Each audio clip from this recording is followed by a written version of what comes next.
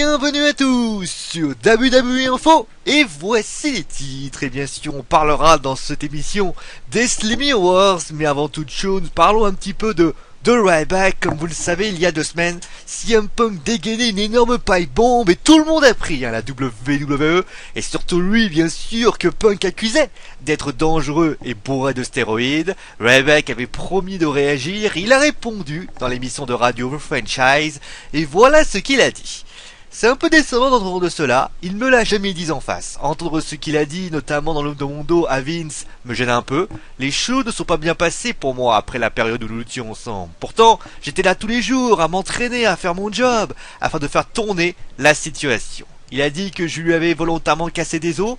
Cela n'est pas vrai. Si je lui ai vraiment cassé des os, il ne m'a en tout cas jamais rien dit à ce sujet, ce qui contraste avec le personnage qu'il veut se donner de mec, n'hésitant pas à dire ce qu'il pense. Cela n'est jamais arrivé, la blessure de CM Punk. Il y a un roster complet de lutteurs à la WWE qui connaissent le vrai Ryback. Tout le monde sait la vérité et peut confirmer que cela n'est pas la vérité. Je lui souhaite le meilleur et j'espère qu'il est reconnaissant pour tout ce que la WWE lui a apporté. J'étais l'un des ceux, pour ne pas dire autrement, qui était là pour le mettre over, c'est-à-dire en avant, à de nombreuses reprises. Il est ensuite parti. J'imagine qu'il avait ses raisons. Les gens disaient qu'est-ce qu'il a à perdre de dire pourquoi il est parti. Je crois qu'il se cherchait des excuses, il a voulu attirer de la pitié sur lui suite à son départ. Nous avons tous reçu des coups, nous avons tous travaillé blessés, je souffrais depuis 7 mois avant de me faire opérer. Pourtant, à la fin de mon expérience, je remercierai la WWE pour tout ce qu'il m'a apporté. Dans tous les métiers, il y a du positif comme du négatif.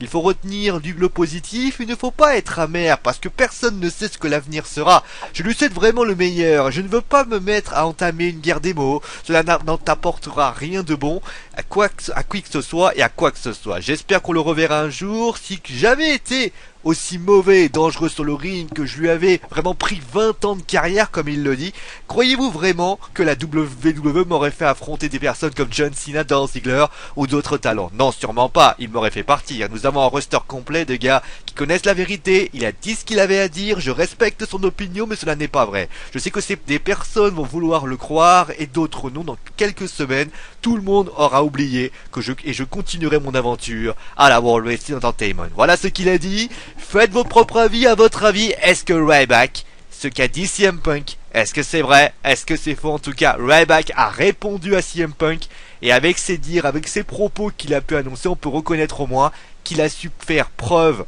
qu'il a joué l'adulte, on va dire ça comme ça, en n'essayant pas de rentrer dans le conflit et tout simplement en apaisant le conflit. Allez, place maintenant au show des Slammy Awards où c'est Jerry King Lawler qui a ouvert le show. Le show qui a donc ouvert le guest host du soir, Seth Green. Ce dernier veut remettre le premier Slammies, mais il est interrompu par le Miz et Miz Down. Le Miz propose alors ses services à Seth, mais il est intéressé que par Miz Down.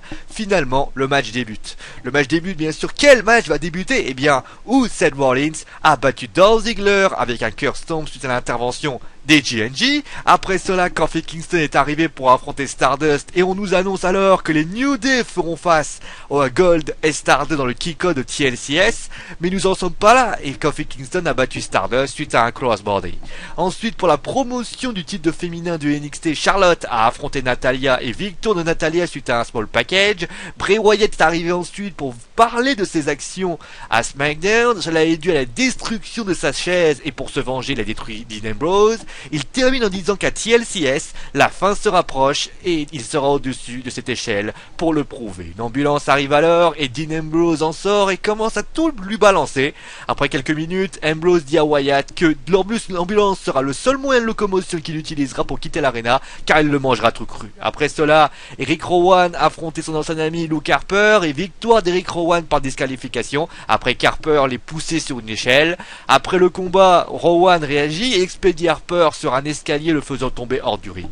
Rusev et Lana arrivent alors pour parler de la situation américaine. Jack Swagger arrive arrive pour lui dire qu'aux États-Unis c'est œil pour œil, dent pour dent, et donc si Rusev a brisé la jambe de Zev Cortez, il lui brisera la cheville. Un affrontement éclate alors entre les deux hommes, et finalement Jack Swagger attrape la cheville et exécute un patchouk lock. Il faudra plusieurs arbitres pour l'arrêter. Après cela, les Usos ont battu Kane et Miz Down suite à un shell shock de Ryback, et Jelly a battu Summer Rae suite aux Black Widows, et enfin le main event, John Cena contre le Big Show, et victoire de John Cena par disqualification suite à l'intervention de Seth Rollins. Après le combat, la team Cena et la team Autorité s'affrontent, mais ce sont les derniers qui prennent le dessus et expédient un Scare Stomp suivi d'un triple powerbomb, expédiant John Cena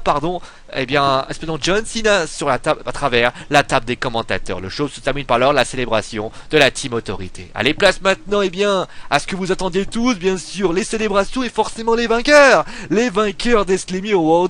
Et bien sûr, voilà, tous les vainqueurs. Donc l'insulte de l'année, c'est le Rock, insultant Rusev et Lana. Mais les Slammy Awards, l'équipe de l'année, la WWE Tag Team of the Year, ce sont les Usos. La recrue espoir de l'année, c'est Dean Ambrose. L'hashtag de l'année, c'est Archeo Out of Nowhere. La trahison de l'année, c'est Seth Rollins qui trahit le Shield pour rejoindre l'Autorité.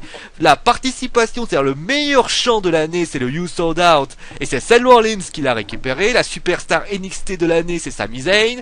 Le moment anti-gravité de l'année, c'est le saut de Seth Rollins depuis le balcon lors de Payback. Le Tweet Awards du meilleur utilisateur de Twitter, c'est Dolph Ziggler avec bien sûr le Heel Ziggler. Le meilleur acteur reste le Rock. La faction de l'année est le Shield.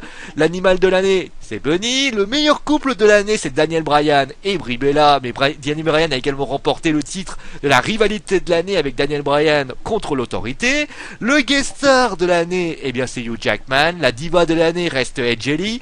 Le Oh My God Shocking Moment of the Year, c'est Brock Lesnar mettant fin à la série d'invincibilité de l'Undertaker. Le retour surprise de l'année, c'est le regretté The Ultimate Warriors qui fait son retour à la WWE. Le This is Awesome Moment of the Year, c'est Sting qui apparaît pour la première fois pour terminer l'Autorité au Survivor Series. A noter d'ailleurs que Seth Rollins a piqué le trophée à Sting. Le moment extrême de l'année, c'est Chris Jericho qui exécute un crossbody depuis le sommet de la cage sur Bray Wyatt. Le match de l'année, c'est Team Cena contre Team Autorité sur la Series 2014. Le moment drôle de l'année, c'est Damon Mizdown comme le double cascadeur du Miz. Et enfin, c'est une énorme surprise. Pas mal de personnes pensaient à John Cena, d'autres pensaient à Seth Rollins. La superstar de l'année n'est autre que Roman Reigns. Et oui, Roman Reigns devient, après Daniel Bryan l'année dernière, la superstar de l'année. Allez, c'est la fin du... en tout cas, on peut faire un petit rapide. On est surpris, bien sûr, de voir Ed Jelly diva de l'année, mais bon, c'est une logique. On peut être surpris par certaines décisions, bien sûr, comme par exemple de mettre la participation du Who Sold Out avec Seth Rollins en moment. On peut également dire la faction de l'année, le Shield, par rapport bien évidemment au fait que le Shield, faut pas l'oublier, est une faction qui était séparée et on se demande qui c'est qui a récupéré le trophée. Mais après, tout reste très logique et nous, bien sûr, on va se retrouver.